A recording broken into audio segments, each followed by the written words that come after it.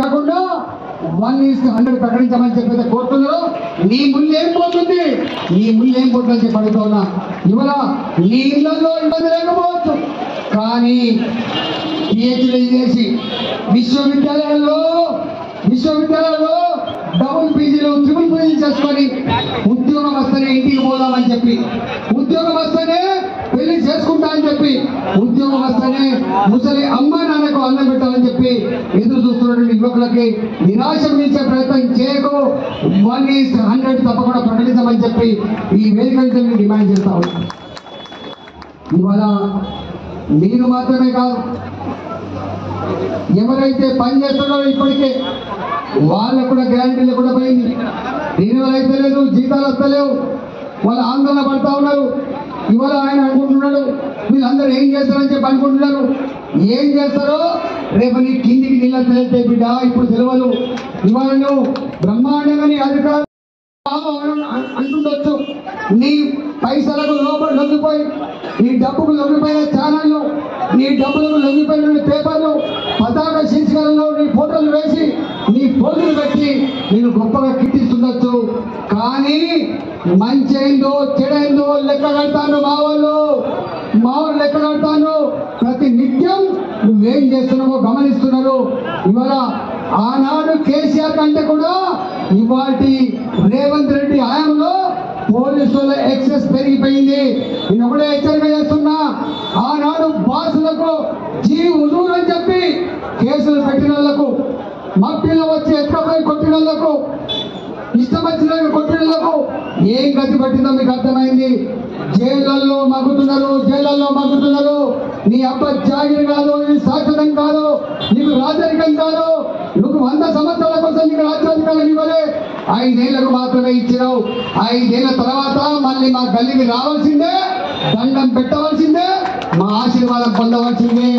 ఇవాళ నువ్వు నీ పోలీసులు లాఠీలు చూపిస్తుండొచ్చు, నీ పోలీసులు కేసులు పెడుతుండొచ్చు, నీ పోలీసులు మనం కొడుతుండొచ్చు, కానీ 5 సంవత్సరాల తర్వాత నీ పోలీసులు కాదు బిడ్డ ఓట్లు వేసేది.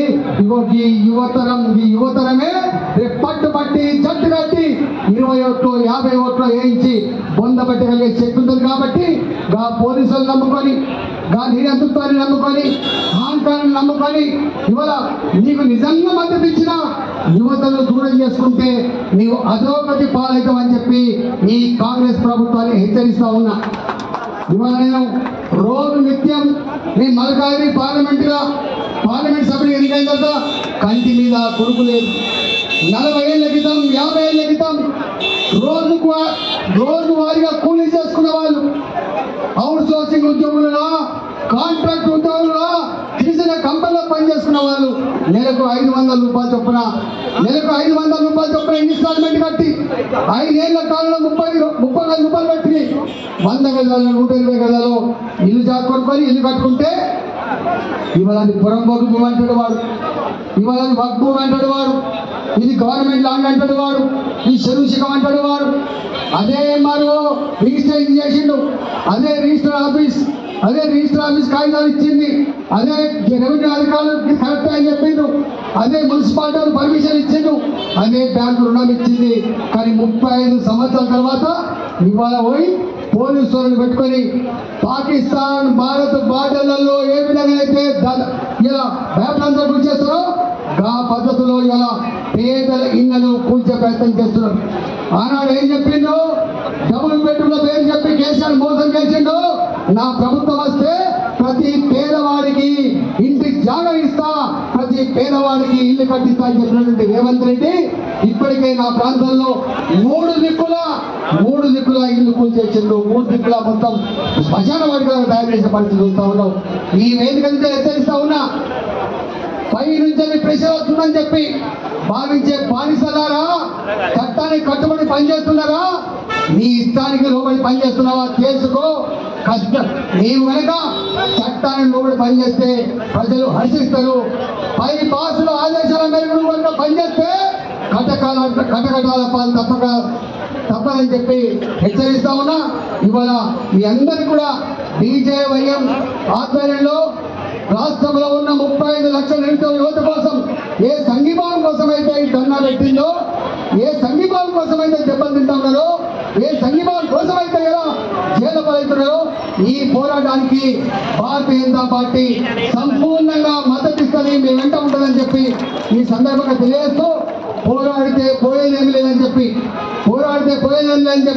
ఇవాళ మీరు ఏ బాట పట్టిందో తప్పకుండా మీకు విజయం సాధించి తీరుతుందని చెప్పి, ఆ విజయంలో మా సపోర్ట్ ఉంటుందని చెప్పి మళ్ళీ తెలుసుకున్నా. భారత్ మాతాకి. నిరుద్యోగ సమస్యలు వెంటనే గ్రూప్ 1లో 1:100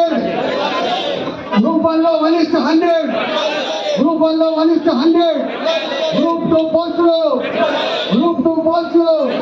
గ్రూప్ 3 పోస్టులు, ఉద్యోగ క్యాలెండర్ను నిరుద్యోగులతో పెట్టుకుంటే ఈ కేసులు లాఠీలు